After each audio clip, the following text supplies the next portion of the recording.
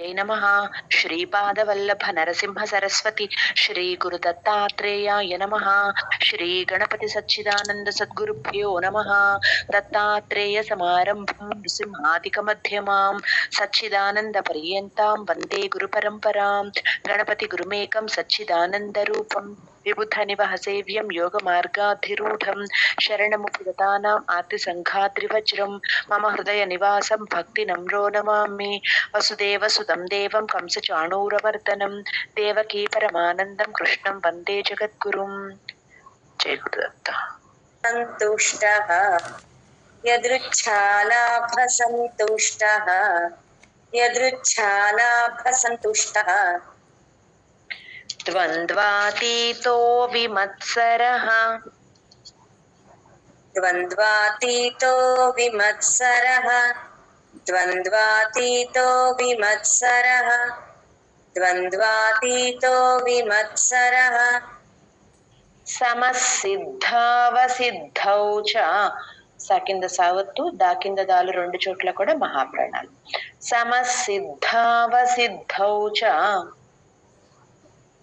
समसिद्धावसिद्धौ च समसिद्धावसिद्धौ च समसिद्धावसिद्धौ च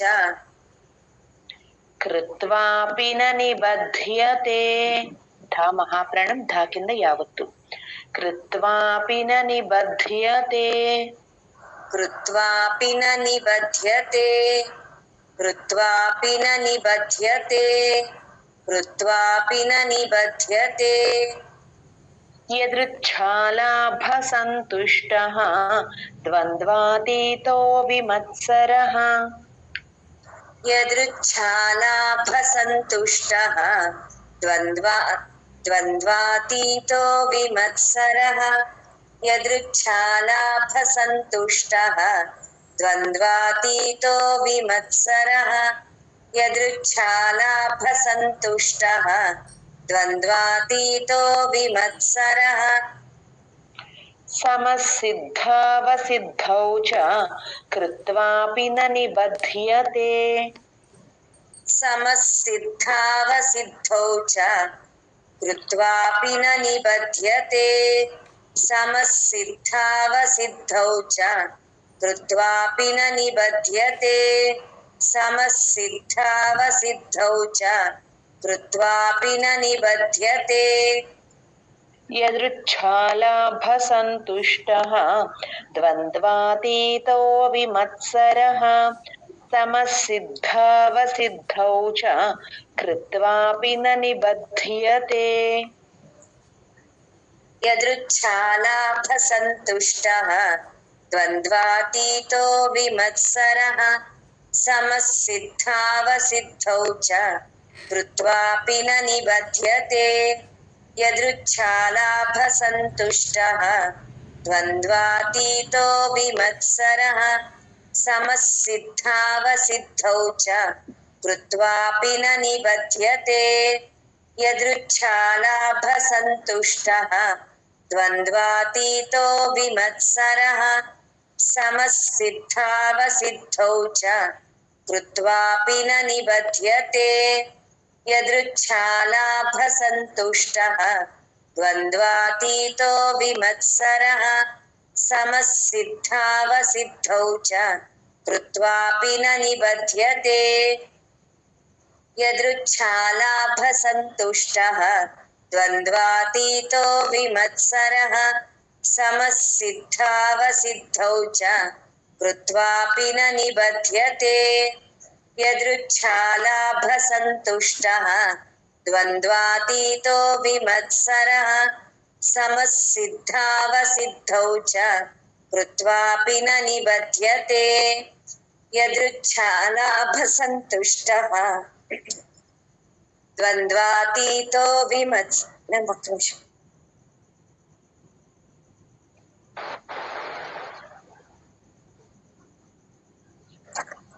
यदृच्छालाभसन्तुष्टः द्वन्द्वातीतो विमत्सरः समसिद्धावसिद्धौ च कृत्वापि न निबध्यते यदृच्छालाभसन्तुष्टः ద్వంద్వాతీతో విమత్సరః సమः సిద్ధావసిద్ధౌ చ కృత్వాపి న నిబధ్యతే యదృచ్ఛాలాభసంతుష్టః ద్వంద్వాతీతో విమత్సరః సమः సిద్ధావసిద్ధౌ చ కృత్వాపి న నిబధ్యతే. చెగుదత్త మ్యామ్, కొంచెం వాటర్ తాగండి. పని ఉందా? తీసుకురా, బానే ఉంది. గత సంగస్య ముక్తస్య గత సంగస్య ముక్తస్య గత సంగస్య ముక్తస్య గత సంగస్య ముక్తస్య జ్ఞానావస్థిత చేతసః. స్థిత అండి, సా కింద ధావత్తు, తత్థాల్లో ధా పొట్టలో చుక్కుంది చూసుకోండి. జ్ఞానావస్థిత చేతసః జ్ఞానావస్థిత చేతసః జ్ఞానావస్థిత చేతసః జ్ఞానావస్థిత చేతసః యజ్ఞాయాచరతః కర్మ యజ్ఞాయాచరతః కర్మ యజ్ఞాయాచరతః కర్మ యజ్ఞాయాచరతః కర్మ సమగ్రం ప్రవిలీయతే సమగ్రం ప్రవిలీయతే సమగ్రం ప్రవిలీయతే సమగ్రం ప్రవిలీయతే గత సంగస్య ముక్తస్య జ్ఞానావస్థిత చేతసః గత సంగస్య ముక్తస్య జ్ఞానావస్థిత చేతసః గత సంగస్య ముక్తస్య జ్ఞానావస్థిత చేతసః గత సంగస్య ముక్తస్య జ్ఞానావస్థిత చేతసః యజ్ఞాయాచరతః కర్మ సమగ్రం ప్రవిలీయతే యజ్ఞాయాచరతః కర్మ సమగ్రం ప్రవిలీయతే యజ్ఞాయాచరతః కర్మ సమగ్రం ప్రవిలీయతే యజ్ఞాయాచరతః కర్మ సమగ్రం ప్రవిలీయతే గత సంగస్య ముక్తస్య జ్ఞానావస్థిత చేతసః యజ్ఞాయాచరతః కర్మ సమగ్రం ప్రవిలీయతే గత సంగస్య ముక్తస్య జ్ఞానావస్థిత చేతసః యజ్ఞాయాచరతః కర్మ సమగ్రం ప్రవిలీయతే గత సంగస్య ముక్తస్య జ్ఞానావస్థిత చేతసః యజ్ఞాయాచరతః కర్మ సమగ్రం ప్రవిలీయతే గత సంగస్య ముక్తస్య జ్ఞానావస్థిత చేతసః యజ్ఞాయాచరతః కర్మ సమగ్రం ప్రవిలీయతే గత సంగస్య ముక్తస్య జ్ఞానావస్థిత చేతసః యజ్ఞాయాచరతః కర్మ సమగ్రం ప్రవిలీయతే గత సంగస్య ముక్తస్య జ్ఞానావస్థిత చేతసః యజ్ఞాయాచరతః కర్మ సమగ్రం ప్రవిలీయతే గత సంగస్య ముక్తస్య జ్ఞానావస్థిత చేతసః యజ్ఞాయాచరతః కర్మ సమగ్రం ప్రవిలీయతే గత సంగస్య ముక్తస్య జ్ఞానావస్థిత చేతసః యజ్ఞాయాచరతః కర్మ సమగ్రం ప్రవిలీయతే గత సంగస్య ముక్తస్య జ్ఞానావస్థిత చేతసః యజ్ఞాయాచరతః కర్మ సమగ్రం ప్రవిలీయతే గత సంగస్య ముక్తస్య జ్ఞానావస్థిత చేతసః యజ్ఞాయాచరతః కర్మ సమగ్రం ప్రవిలీయతే. చేద్దాం. ఈ శ్లోకంలో చూడండి అమ్మ. నెక్స్ట్ బ్రహ్మ అని చాలా సార్లు వస్తుంది. హా కింద మావత్ వచ్చింది. హా కింద మావత్ వచ్చినప్పుడు మా అనేది ముందు చెప్పాలి, పొల్లక్షరం. బ్రాకి అమ్ అని కలపాలి. హా పూర్తిగా తర్వాత చెప్పాలి. బ్రహ్మ బ్రహ్మ. ఓకే, బ్రహ్మ అని చదవకూడదు. బ్రహ్మార్పణం బ్రహ్మ హవిః. బ్రహ్మార్పణం బ్రహ్మ హవిః. బ్రహ్మార్పణం బ్రహ్మ హవిః. బ్రహ్మార్పణం బ్రహ్మ హవిః. బ్రహ్మాగ్నౌ. ఓకే, బ్రహ్మాగ్నౌ బ్రహ్మణాహుతం. బ్రహ్మాగ్నౌ బ్రహ్మణాహుతం. బ్రహ్మాగ్నౌ బ్రహ్మణాహుతం. బ్రహ్మాగ్నౌ బ్రహ్మణాహుతం. బ్రహ్మైవ. మాని సగం చెప్పి హై ఐత్వం హాకి పెట్టాలి. బ్రహ్మైవ. బ్రహ్మైవ తేన గంతవ్యం. బ్రహ్మైవ తేన గంతవ్యం. బ్రహ్మైవ తేన గంతవ్యం. బ్రహ్మైవ తేన గంతవ్యం. బ్రహ్మ కర్మ సమాధినా. ధీ మహాప్రాణం. బ్రహ్మ కర్మ సమాధినా. బ్రహ్మ కర్మ సమాధినా. బ్రహ్మ కర్మ సమాధినా. బ్రహ్మార్పణం బ్రహ్మ హవిః. బ్రహ్మాగ్నౌ బ్రహ్మణాహుతం. బ్రహ్మార్పణం బ్రహ్మ హవిః. బ్రహ్మాగ్నౌ బ్రహ్మణాహుతం. బ్రహ్మార్పణం బ్రహ్మ హవిః. బ్రహ్మాగ్నౌ బ్రహ్మణాహుతం. బ్రహ్మార్పణం బ్రహ్మ హవిః. బ్రహ్మాగ్నౌ బ్రహ్మణాహుతం. బ్రహ్మైవ తేన గంతవ్యం. బ్రహ్మ కర్మ సమాధినా. బ్రహ్మైవ తేన గంతవ్యం. బ్రహ్మ కర్మ సమాధినా. బ్రహ్మైవ తేన గంతవ్యం. బ్రహ్మ కర్మ సమాధినా. బ్రహ్మైవ తేన గంతవ్యం. బ్రహ్మ కర్మ సమాధినా. బ్రహ్మార్పణం బ్రహ్మ హవిః. బ్రహ్మాగ్నౌ బ్రహ్మణాహుతం. బ్రహ్మైవ తేన గంతవ్యం. బ్రహ్మ కర్మ సమాధినా. బ్రహ్మార్పణం బ్రహ్మ హవిః. బ్రహ్మాగ్నౌ బ్రహ్మణాహుతం. బ్రహ్మైవ తేన గంతవ్యం. బ్రహ్మ కర్మ సమాధినా. బ్రహ్మార్పణం బ్రహ్మ హవిః. బ్రహ్మాగ్నౌ బ్రహ్మణాహుతం. బ్రహ్మైవ తేన గంతవ్యం. బ్రహ్మ కర్మ సమాధినా. బ్రహ్మార్పణం బ్రహ్మ హవిః. బ్రహ్మాగ్నౌ బ్రహ్మణాహుతం.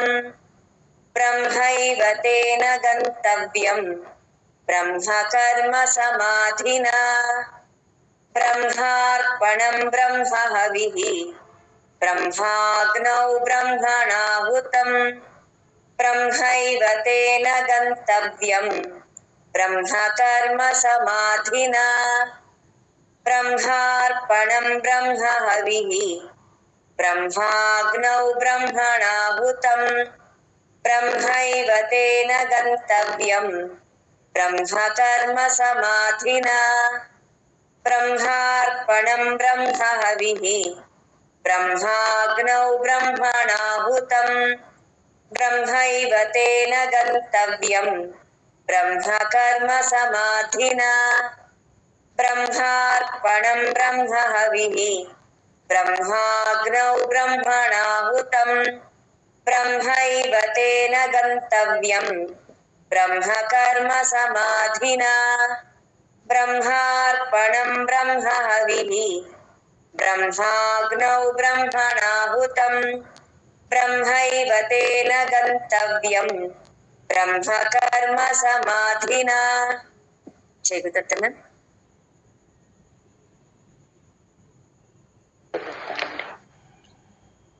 25వ శ్లోకం. దైవమేవాపరే యజ్ఞం దైవమేవాపరే యజ్ఞం దైవమేవాపరే యజ్ఞం దైవమేవాపరే యజ్ఞం యోగినః అవిసర్గ ఎఫ్ సౌండ్ అండి రాసుకోండి. యోగినః పర్యుపాసతే యావత్తు క్లియర్ గా వినపడాలి. యోగినః పర్యుపాసతే యోగినః పర్యుపాసతే యోగినః పర్యుపాసతే యోగినః పర్యుపాసతే బ్రహ్మాజ్ఞావపరే యజ్ఞం బ్రహ్మాజ్ఞావపరే యజ్ఞం బ్రహ్మాజ్ఞావపరే యజ్ఞం బ్రహ్మాజ్ఞావపరే యజ్ఞం యజ్ఞేనైవోపజుహ్వతి యజ్ఞేనైవోపజుహ్వతి యజ్ఞేనైవోపజుహ్వతి యజ్ఞేనైవోపజుహ్వతి దైవమేవాపరే యజ్ఞం యోగినః పర్యుపాసతే దైవమేవాపరే యజ్ఞం యోగినః పర్యుపాసతే దైవమేవాపరే యజ్ఞం యోగినః పర్యుపాసతే దైవమేవాపరే యజ్ఞం యోగినః పర్యుపాసతే బ్రహ్మాజ్ఞావపరే యజ్ఞం యజ్ఞేనైవోపజుహ్వతి బ్రహ్మాజ్ఞావపరే యజ్ఞం యజ్ఞేనైవోపజుహ్వతి బ్రహ్మాజ్ఞావపరే యజ్ఞం యజ్ఞేనైవోపజుహ్వతి బ్రహ్మాజ్ఞావపరే యజ్ఞం యజ్ఞేనైవోపజుహ్వతి దైవమేవాపరే యజ్ఞం యోగినః పర్యుపాసతే బ్రహ్మాజ్ఞావపరే యజ్ఞం యజ్ఞేనైవోపజుహ్వతి దైవమేవాపరే యజ్ఞం యోగినః పర్యుపాసతే బ్రహ్మాజ్ఞావపరే యజ్ఞం యజ్ఞేనైవోపజుహ్వతి దైవమేవాపరే యజ్ఞం యోగినః పర్యుపాసతే బ్రహ్మాజ్ఞావపరే యజ్ఞం యజ్ఞేనైవోపజుహ్వతి దైవమేవాపరే యజ్ఞం యోగినః పర్యుపాసతే బ్రహ్మాజ్ఞావపరే యజ్ఞం యజ్ఞేనైవోపజుహ్వతి దైవమేవాపరే యజ్ఞం యోగినః పర్యుపాసతే బ్రహ్మాజ్ఞావపరే యజ్ఞం యజ్ఞేనైవోపజుహ్వతి దైవమేవాపరే యజ్ఞం యోగినః పర్యుపాసతే బ్రహ్మాజ్ఞావపరే యజ్ఞం యజ్ఞేనైవోపజుహ్వతి దైవమేవాపరే యజ్ఞం యోగినః పర్యుపాసతే బ్రహ్మాజ్ఞావపరే యజ్ఞం యజ్ఞేనైవోపజుహ్వతి దైవమేవాపరే యజ్ఞం యోగినః పర్యుపాసతే బ్రహ్మాజ్ఞావపరే యజ్ఞం యజ్ఞేనైవోపజుహ్వతి